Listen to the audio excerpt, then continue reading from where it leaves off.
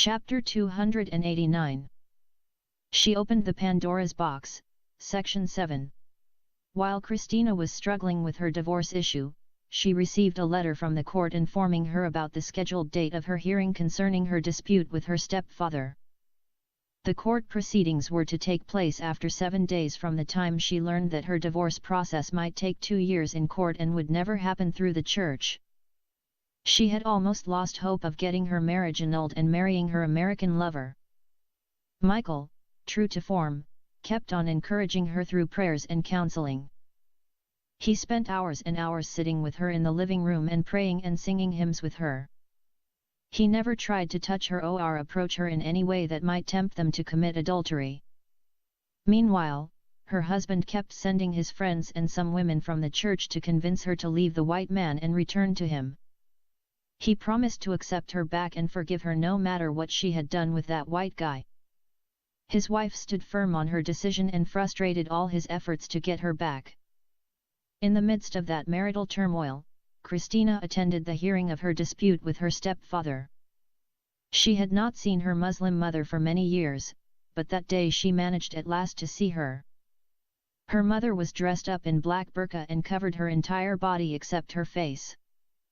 In fact, when her mother walked inside the courtroom her face was fully covered, but the judge ordered her to unveil her face before she would take the oath.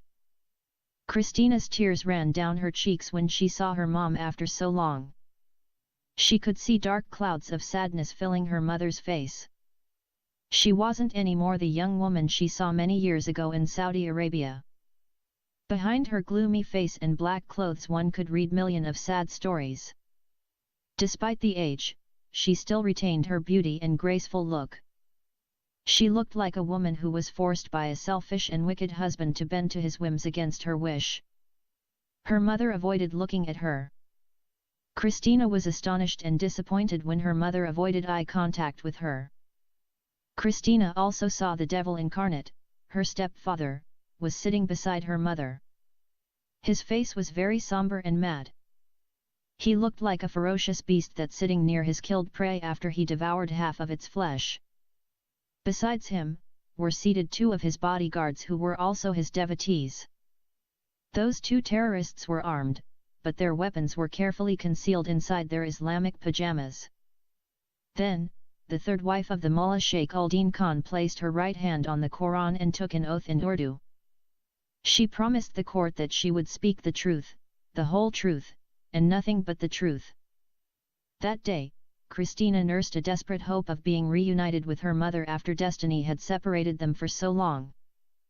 She could remember how much she cried when her mother was taken away by the Jeddah policeman. She was just a child of 7-year-old. She had never seen her mother again except that day. Many bad things happened to her after she lost the protection of her mother. She tried hard to block those ugly memories from erupting inside her troubled mind. She did not want to remember anything in that moment except the love of her mother. She just wanted her mother to recognize her and embrace her. At that moment, she longed for the love and hug of her mother and nothing else. She came all the way from America to India.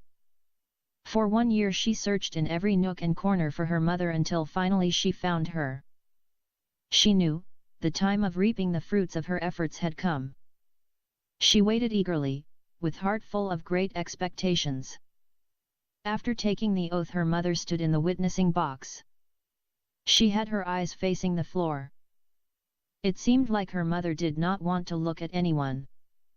Once again the judge asked her to lift up her gaze and look at the girl who claimed to be her daughter and answer the questions of the court. Begum Rayhana Sheikh al-Din Khan forced her eyes and looked at her daughter. She looked very sad and frightened. The judge asked her in a loud voice whether she recognized the girl who was sitting in front of her as her daughter. She answered in a soft voice no. Then, the judge changed his question and asked her whether she had a daughter by the name of Ifat Khan. Rayhana looked at her daughter for a while and said again no. If someone would have taken a sharp dagger and stabbed her with it, Christina would not have felt so much pain than when she heard her own mother had openly denied that she had a daughter by the name of Ifat Khan. When she heard the second answer of her mother, Christina felt as if someone suddenly switched off all the lights in the courtroom and closed all its windows and doors. She could see nothing in front of her, as if she was struck with blindness. Her mind went blank. When Christina opened her eyes again, she did not know where she was. She could see the people around her through a blurred vision. They appeared to her as if they were ghosts. She thought that she died and descended into hell, and where human beings were turned into demons and monsters due to their evil deeds. She began to panic and sweat terribly. When she tried to cry for help, her voice failed her.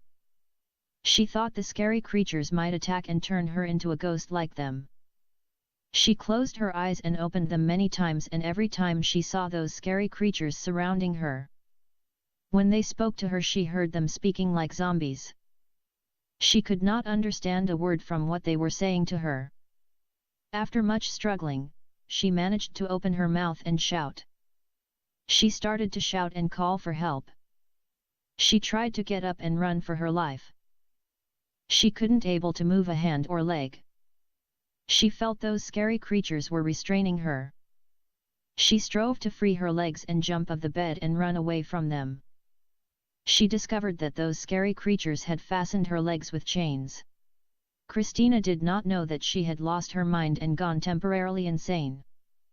She was restrained in her bed at a hospital because she had become violent and a danger to herself and others. In order to know why Rehana Khan had denied in court and under oath that she ever had a daughter by the name of Ifat Khan, and totally disowned her only daughter, we need to mention briefly what had happened to her after she returned to India. When Rehana came to know through Rani Krishna that her husband had fallen in love with her lost and found daughter, she decided to sacrifice the love of her life for the sake of her daughter. She knew that her daughter had suffered so much under the abuse and captivity of the evil old Saudi man. Therefore, she refused to listen to Rani Krishna's advice of not divorcing her husband. She wanted her daughter to enjoy her lover and live happily with him and their child. Accordingly, she divorced her husband, sold her house, and decided to go back to her motherland. After leaving the States, Rehana Khan returned to Mumbai with her 3 sons. She lived for some time in a rented apartment with her children at Bikola. She had a fair amount of savings plus the money she received after selling her house in America. She decided to settle down permanently in her homeland and bring up her 3 sons. After her husband cheated on her, she lost trust and interest on men. However, shortly after she settled in Mumbai, Rehana through her Muslim neighbors was invited to attend some religious festival at Mumbai.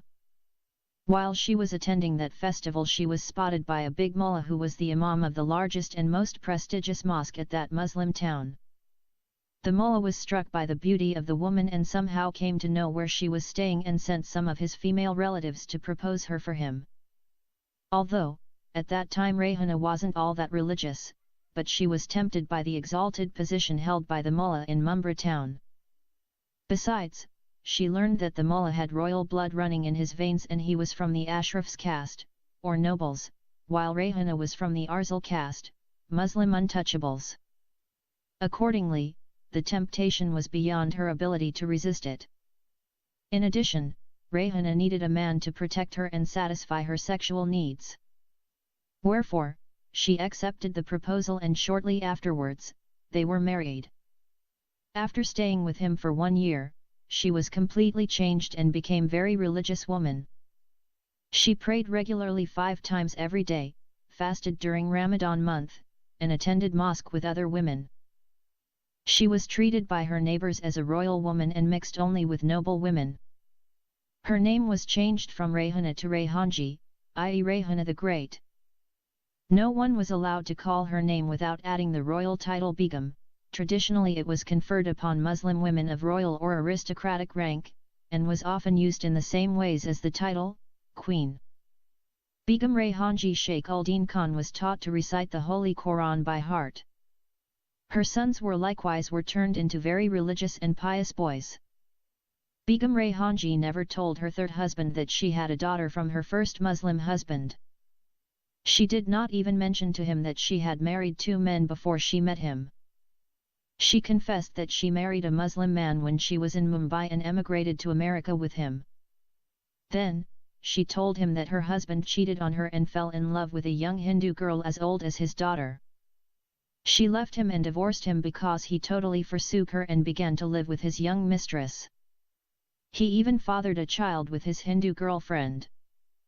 That day, when her third husband came and told her about the girl who claimed to be her daughter, Begum Raihanji found herself being confronted with a serious problem. Her husband told her also the girl said her name was Christina Fernandez and she was born as a Muslim, but converted to Christianity. Begum Raihanji became extremely mad when she learned that her Muslim daughter Ifat Khan had left Islam and discarded her Muslim name and took a name of an infidel girl. She knew that her religious commitment and sentiments could tolerate anything her daughter might have done except forsaking Islam and converting to Christianity. She also expected that she might be divorced by her husband and her Muslim children might be taken from her and get kicked out of the Muslim community. Moreover, she understood that she would seriously damage the reputation of her husband among his Muslim adherents if she openly admitted to having an apostate as a daughter. Above all, she was worried that her daughter might expose her hidden secret concerning her second husband, Jamal Khan, who had left her and fell in love with her own daughter. Rayhana had no knowledge that her former husband was brutally killed by the Somali terrorists in the States. She thought that her daughter was still living with Jamal Khan. After weighing all the pros and cons, Begum Raihanji decided to cut all ties with her daughter. She considered her to be dead in her eyes and gone out of her life forever. She believed that by forsaking Islam and embracing the false religion of the infidels, Ifat lost her legitimate and moral right to be called her daughter. Nevertheless, when the Mullah Khan informed his wife that the law required her to stand in court and testify under oath that she never had a daughter by the name of Ifat Khan, Rayhana's motherly bowels broke down. She thought she could cut ties with her daughter without meeting her face to face. However, as a mother she understood that she wouldn't deny her daughter in front of her and before all. Moreover, as a Muslim woman, how could she place her right hand on her holy Quran and tell such unpardonable lie? Begum Raihanji decided to face the wrath of her third husband and Muslim community and bear all the shames and confess in court her relation with her only daughter, Ifat Khan. Every religious leader in India is also a politician as well as a gunda, or gangster. Those three social positions come as one package in Indian society. You couldn't choose one of the three positions and reject the other two. If you weren't a religious person or even if you wouldn't believe in God and you decided to go into politics, you need to pretend to be a pious and religious person. Bail Thackeray, the founder of the Hindu political party of Shiv Sena, the army of Shiva, the god of death, was a very committed religious man, renowned politician and notorious gunda, and among Muslims his equal was Dawood Ibrahim, India's enemy number one, and among Christians Antony Kalia. Kali is the goddess of evil. Perhaps, the only Indian politician who managed to avoid being a gunda was the father of the nation, Mahatma Gandhi.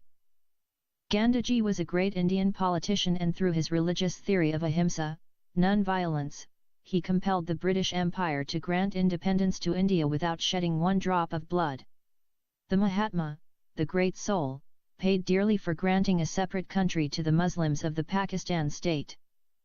For that great mistake, Gandhiji was shot dead by a Hindu. Like all Indian religious men, the Mullah Sheikh Uddin Khan was 3 in 1. He was more than a mullah, he was an imam, a politician, and a gangster.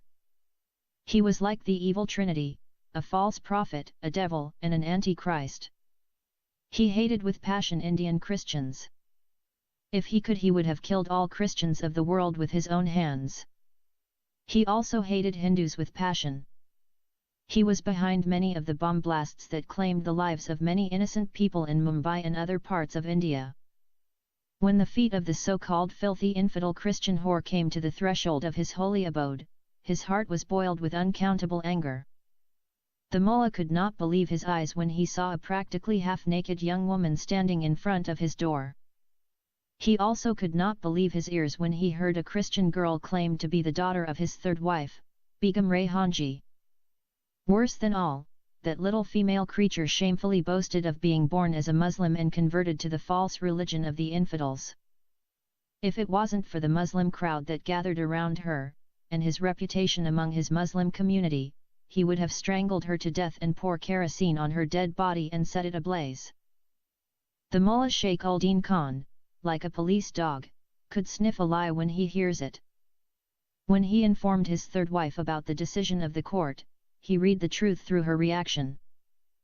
Her reaction showed him that somehow there was a connection between his third wife and the Christian slut who claimed to be her daughter.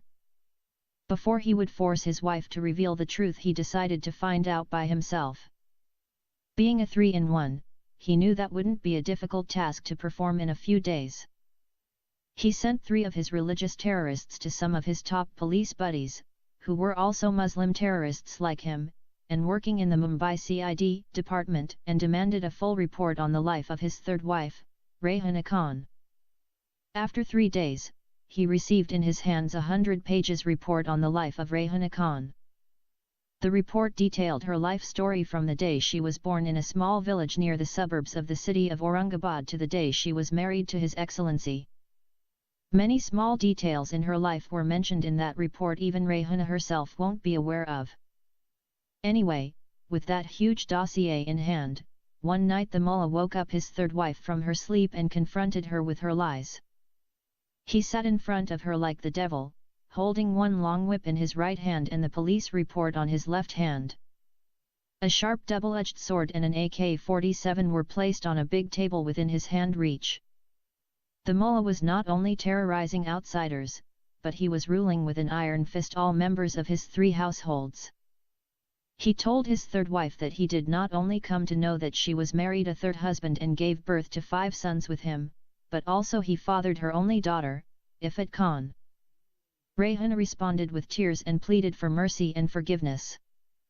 She knew that if she denied his findings he would behead her and bury her body inside her house.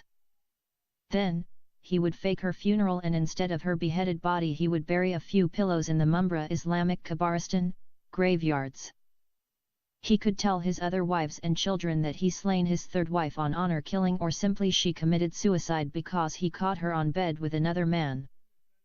Rehana Khan began to cry and went on her knees and kissed the feet of her terrifying husband and begged him for mercy and forgiveness. The vengeful mullah agreed to compromise if his third wife would agree to follow his dictation to the letter at the courtroom. If she refused to carry out his orders, she would not only endanger her life, but the life of her daughter as well. Furthermore, she would lose her 3 sons too. Accordingly, that day, Begum Rehanji was escorted to the court by 3 Muslim Gondas. When she entered the witness box, those 3 goons were sitting among the audience and staring at her. They were fully armed and given order to shoot and kill mother and daughter inside the courtroom, which not rare occurrence in an Indian courtroom, if Begum Rehanji altered the words that their master, the mullah, Satan al-Islam Khan put in her mouth.